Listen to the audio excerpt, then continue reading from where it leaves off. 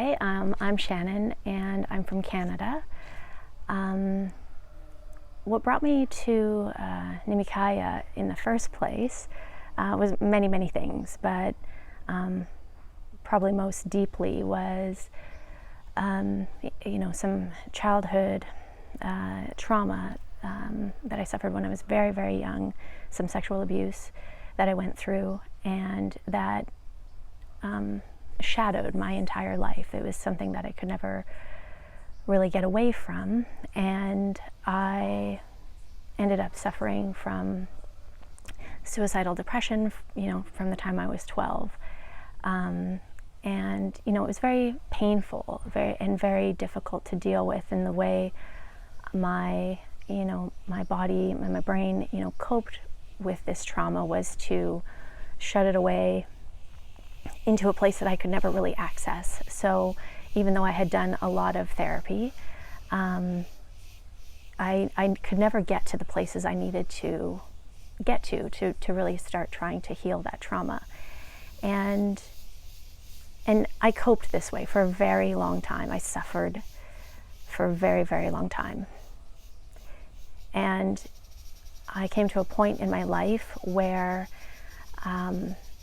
that the way I was getting by was no longer working, and the suffering that I was enduring was no longer endurable. And it was starting to impact, my life in many ways. I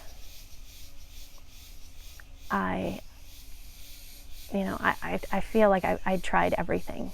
I had done therapy, I had done yoga and meditation, and even though there was still a lot of joy in my life, and I could see the love, and I could see the interconnectedness of all things, there was still this deep-rooted trauma that I just didn't know how to access.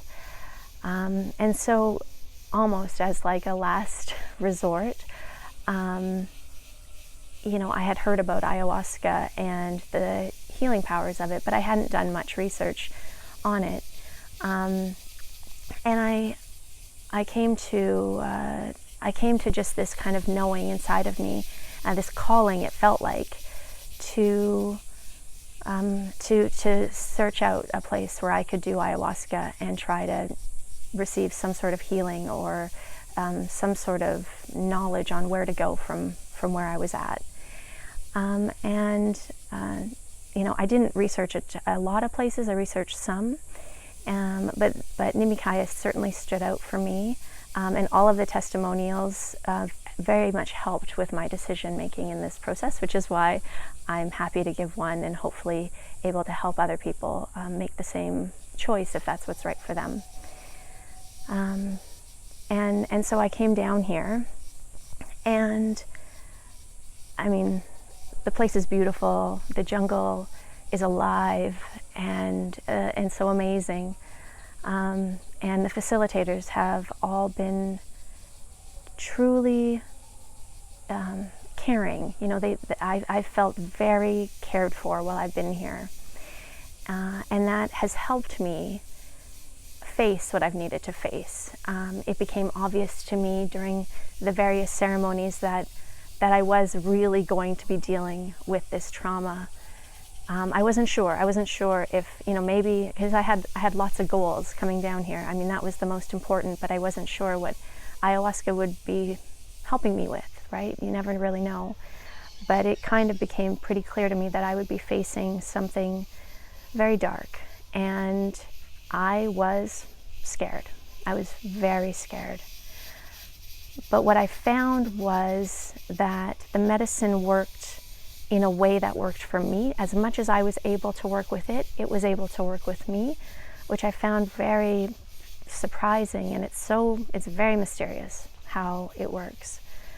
And on my final ceremony, I was able to work up the courage to go to a very dark place, and